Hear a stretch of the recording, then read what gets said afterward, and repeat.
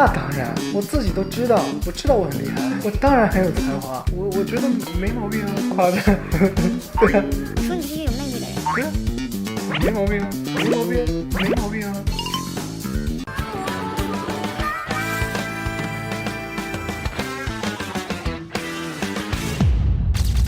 Hello， 吃瓜不吐香蕉皮的朋友们，大家好，我是华晨宇。当初花花为什么想来参加《王牌对王牌》这个节目？王牌的导演找到我本来一开始是有点担心我会不会没有那么好的综艺感。那个导演说，其实我在这个团队里边，我负责一些才艺的一些担当，然后那我就觉得，哎，好像这个我还是可以做的。有一个王牌 P 图大赛吗？不是，你还发了微博了，你说想让粉丝把你 P 成超级英雄，你自己最想成为哪个超级英雄？我想成为什么超级英雄？齐木楠雄。为什么？因为我觉得他拥有了所有你能想象到的超能力。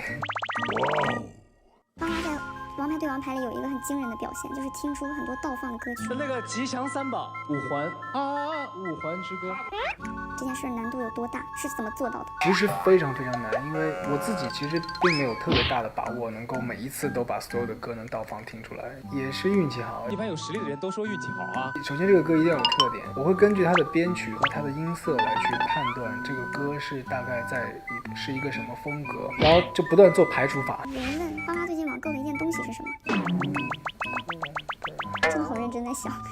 因为我很久没网购了，我要想一想。那你最近花的一笔钱是干嘛了？吃东西啊。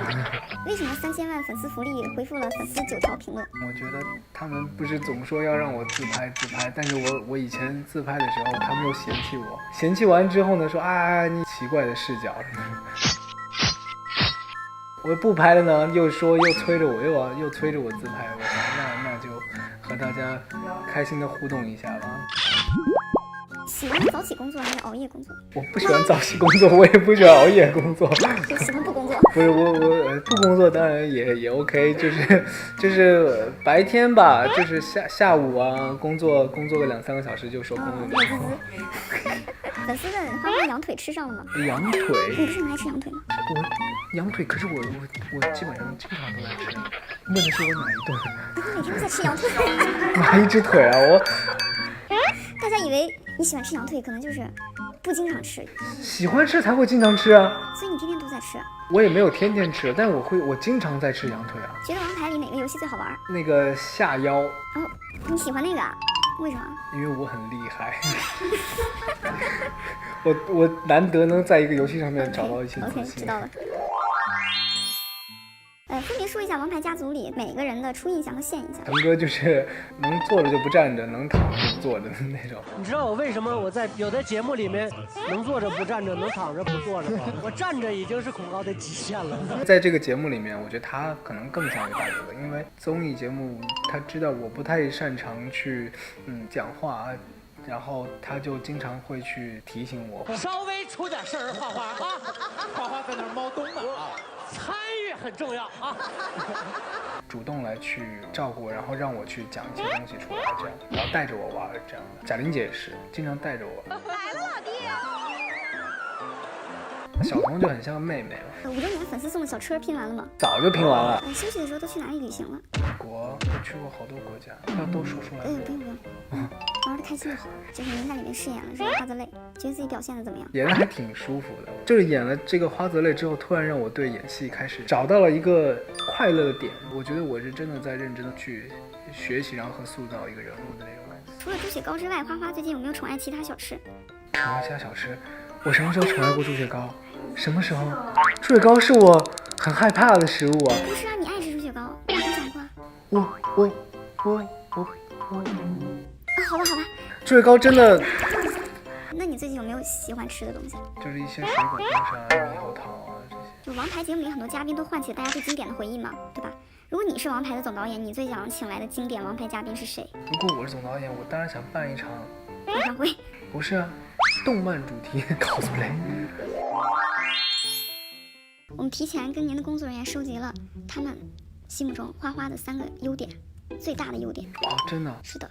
跟我同事啊？是的，就是右边的这边。哦。你猜一下。我音乐很厉害。没有说这个。没说这个。那是什么？就是你想一想，你想让你平常你在工作人员心中的表现是什么样的？他们会讲你什么优点？没有，屌，没有，能吃能睡，没有。想想你工作的时候，哪有人自己夸自己啊？你快讲啊！就是让你夸自己啊。我怎么知道我有什么优点啊？有一个同事讲花花很职业，职业啊？对，那当然，你可以猜一下哪位同事讲了你？肯定我经纪人。他就说你身上有一种分寸感。分寸啊！你觉得分寸感是什么？我个人觉得应该是就是在工作的时候，其实认真去完成它吧。那对于我而言，我要做到的就是不断的去提高自己，这个是属于职业的一面。你可以再猜第二个，第二个很好猜。很好猜，对你身上最大的标签儿，你想一想。有才华。哇，bingo bingo，对了对了，猜对了吧？对，一个字儿都不差，就是有才华。那当然，我自己都知道，我知道我很厉害，我当然很有才华。哪有人自己夸自己啊？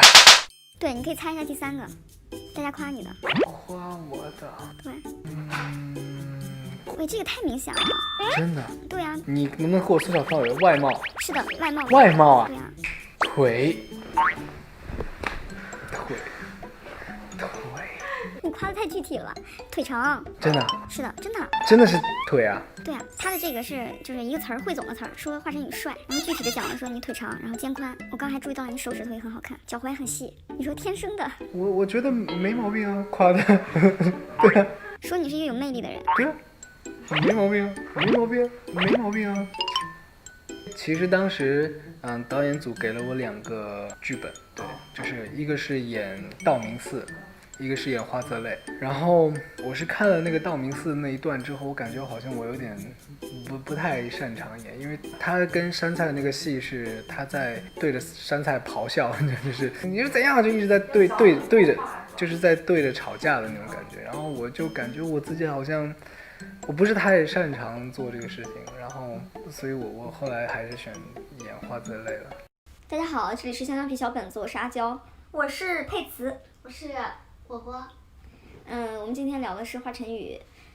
因为采花花嘛，就只有我一个人去了，他们2个没有去，所以今天在冰冷的办公室工作。是。然后今天这个就是记者采访手机的部分，就是由他们向我提问，激发我的。激发我的回忆，我主要现在有点记不太起来。是太激动了吗？是挺激动的。你们可以向我提问。就讲一下刚见到花花时的初印象。刚见到花花的时候，就是，刚见到花花的时候，感觉他还就是不太像一个就是大艺人那种阵仗很大那种，你们明白吗？他挺像一个大男孩的，就是很轻的就走进来了。就不是你想象中那种巨星的样子吗？是，就巨星出场，然后那种，他还是挺就是比较低调。其实主要是因为他的气质，就他的气质就像一个乖孩子一样，然后进来默默就坐在那儿。你怎么打的招呼？因为他的工作人员都特别的专业，就是一进来的时候，他工作人员就感觉就是好像说谁都别说话，开始采访了，然后就整个气氛就超安静，然后花花就超乖的坐在那儿。但是因为花花她这个人就是讲话声音很小，然后再加上她也不太爱说话，所以就说还蛮紧张的。就刚开始的时候，然后你说你就说花花那个刚开始跟她聊的时候是她那个就扶贫的事儿，但是她当天心情特别好，她虽然淋着雨，就是工作了一下午，但她心情特别好，而且那时候已经是晚上了。我说花花你去那个临安怎么样？然后她就会她特别兴奋的就跟你说笋好吃。那儿的土鸡好吃，土猪也好吃。然后看到了油菜花，特别好看。他强调了油菜花，我就感觉就是你知道，艺术家的眼里总能发现美。就说完土猪好吃，土鸡好吃之后，说油菜花好好看，就这种。那你们采访过程中有冷场的时候吗？他不是话少吗？经常冷场吧。你尴尬死了吗？不是那种冷场，就是因为整个氛围大家都超级的认真的对待，你知道吗？就是，但是到后来的时候聊开了一些，然后他的工作人员在后面也是笑得很开心，这种就是稍微好一些。而且花花是那种就是，脑回路有点跟一般的男孩子，不是正常男孩子啊，这句话讲错了，一般的男孩子有点不一样。他是那种很温柔的人，就是你有时候 cue 他呀，故意逗他呀，他也不会为难你，他也从来不会戳穿你，就是他就会默默的接受，然后坚持自己。就比如他的名字，很多记者叫他的名字都会叫华晨宇，对吧？然后我看很多人都叫他华晨宇，然后让他录 ID 的时候就 Q 他说花花你帮我们录一下 ID。吃瓜不吐香香鼻的朋友大家好，我是华晨宇，就我先跟他念了一遍嘛，然后他说哦好的知道了，然后就说吃瓜不吐香香鼻的朋友大家好，我是华晨宇。好尴尬。对，然后 Q 他吃猪血糕，我说花花就故意 Q 他嘛，就说花花你是不是你最近除了宠爱猪血糕之外，你还宠爱过其他的吗？然后他就吓到结巴，他说我什么时候宠爱过猪血糕？但是他也不会为难你，不会说哎我没有宠爱过猪血糕，你怎么回事儿？就是他不会把这种情绪施压到任何人身上，他跟别人讲话的时候，他自己是后退几步的，这种人。他说我什么时候宠爱过猪血糕？我从来没有宠爱过猪血糕，我很害怕的。他是这样的一个人，我发现，就你跟他聊天的时候，即使是你不小心，就是一不小心逗他一下呀，或者是干嘛，他是不会说把任何情绪加在对方身上，他会自己是比较很温柔的过渡一下，我觉得他是这样的一个人，而且他回答问题跟其他成熟艺人有很大的不同，就是因为他也出道6年了嘛，是吧？就是他回答问题就是有一说一，你问他什么他都全盘托出，全盘讲出来。他中间讲了很多演唱会的事情，然后专辑的事情，然后他工作人员在后面拼命的挡。然后问他去哪个国家旅游了，他也就是特别老实，说都要讲出来吗？这种，然后就像一个学生一样的，就很真诚，他去哪玩了最近？最近应该没去玩吧？最近在工作。对，他休息的时候感觉环游了世界一样。而且其实我能懂粉丝身上他能 get 到他最大的魅力点是什么，就是你知道有的人吧，你讲不清他哪里好，但是你见了他之后，他整个人的气质就是他其实本人是一个很坚强的人，但是他散发出来的气质就让你有保护欲。我觉得一个让人有保护欲的人就是有魅力的人，我感觉花花就是这样的，就是你说具体的他有魅力有才华呀什么的，长得帅，这不就是众人皆知的吗？是吧？对。什么唱功好啊什么的，歌好听啊，我觉得这大家都知道。但是你要讲出具体你爱他爱到要死要活的魅力是啥，我之前不太理解他的粉丝，但我见了他的第一眼，我就突然就理解了，就跟他聊下来，我就突然理解了。我感觉就是这种，你道不明讲不清的这种，让人有保护欲，就想照顾他的这种感觉，你们懂不懂？我们想懂。我感觉好像有才华的人身上都有这种东西。也不一因为有才华的人都比较随性，然后很多人生活不太能自理，不是，这段掐掉，就是不是特别能够把心思花在别的事儿身上，是吧？他就把自己的心全花在自己该花的事儿身上去了。对，然后其他事都很随意。其他事都很随意，我觉得这就是很有魅力。其他的事儿就交给我们这些凡人来照顾他，凡夫俗子来照顾他。就是有才华的人就去干他自己该擅长的事儿就行了。那你见他的时候，他疲劳吗？疲惫吗？他超不疲惫，是吗？我感觉这就是他很职业的一点，就是既然答应了你这个采访，我就全力以赴好好做好。每一个问题都讲的特别多。我之前有担心他就是不善言辞，讲话不多，但是你问他的每一个问题，他都努力在讲话，讲很多。而且我不是还问他专辑吗？我问他专辑的事儿，然后花花他可能他没有直说，他表达得出的意愿就是说专辑这事儿好像不能催，要好好打磨。这不是他直接说出来的，但是我感觉出他表达的意思就是这样。就即使是你这么逼问他专辑什么时候出啊，什么什么什么的，他内心即使是想的就是说，哎，我要好好打磨这专辑，我觉得大家不要催我，但是他还是说没有直接跟你讲出这种话，他还是很温柔的，在不知道怎么回应你，就吞吞吐吐的，大概就说他的意思就是说会好好做专辑，就专辑这事儿不能说为了出而出，就是要好好的把这个专辑打磨出一张让自己满意的，然后再出。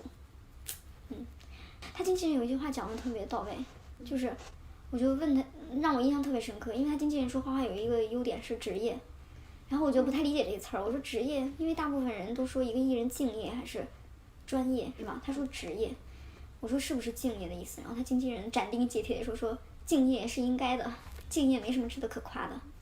他说每个艺人都应该敬业啊，这是应该的。这句话我还蛮震撼的。那他解释的，他说职业到底是？他职业就是有分寸感，就是拿到什么样的工作你就努力在这个工作上好好的表现，好好的进步。就比如说歌手是花花的主业，但是你既然答应了录制王牌，是吧？你可能相对于唱歌来说，综艺你并没有那么擅长，但是花花还是在这个综艺上好好的表现，尽自己最大的努力，展现给大家。然后拍杂志也是，就是他其实杂志拍的不多，对吧？你既然接到了这个工作，那你也要好好的把它完成下来。他是一个工作和生活分得比较开的人吗？超开。超开吗？对，我还想讲华晨宇一个特别可爱的点，因为我不是问他，我说你喜欢早起工作还是熬夜工作？华晨宇说不工作最好。这是我们所有人的愿望。对，然后我说这个小孩也太实诚了。好真实啊！然后一般的艺人都会讲早起或者熬夜嘛，一般艺人都会讲熬夜工作。对。然后而且花花下一句接的更经典。然后他说那个不工作最好了，哈哈哈哈。然后笑了几声之后，然后他又讲出一句话，他说最好是那种下午工作2-3个小时收工的。然后我心想，我说还有零有整了，然后超美滋滋的讲出这句话，我就说给自己规划的挺好。他身后的工作人员都握紧了拳头。对，他给自己规划的还是有零有整的，就是完美的一天，就要不然不工作，要不然就是那种下午2-3点收工。那我希望花花开个公司，我想去。其实我觉得他现在的状态就挺自在的。他一直好像就是这样的。是吗？出道到现在。他有过那种就是比较焦虑、压力大的时候吗？有。是吗？我反正现在的状态不像，我觉得他现在就是现在很开心。还有没有什么就是你们聊的特别好的，但是没有剪进正片里的东西？他聊了特别多那个动漫，就他不是宅男吗？他喜欢特别多的动漫。然后我不是问他说那个最喜欢的超级英雄是谁吗？他说齐木楠雄。我听到之后就装作知道的样子。这个好像剪进去了。对，这剪进去了。但是其实我不知道齐木楠雄是谁，我是回来查了一下我才知道，齐木楠雄是那个绿眼睛的小人儿。因为我也不看人家动漫。然后我就花说他喜欢齐木楠雄，我说他呀。好一个好多女的。对。然后他就顺势跟我说了好多动漫，我又装作知道的样子。然后拍立得的时候，拍立得的时候就让他坐沙发上，就随便摆2个姿势就拍了。他的工作人员拍的。然后说花坐好，他也坐好，然后就拍了。换个姿势。而且我实名认证一下，花花的脚踝真的特别好看。是吗？他特别适合露脚踝，然后穿那种皮鞋。特别好看，特别细，他的腿又细又长，脚踝也骨节分明。听说手也很好看。手是挺好看的，就是一看就是一双有才华的手。这个可能经常就弹钢琴，他是不是就会好一点？应该是。我这双手就弹棉花的手。他发量很多是吗？发量那个造型好像也经常换，感觉就是。他没有植发的烦恼。我们结束采访之后，他马上就上去。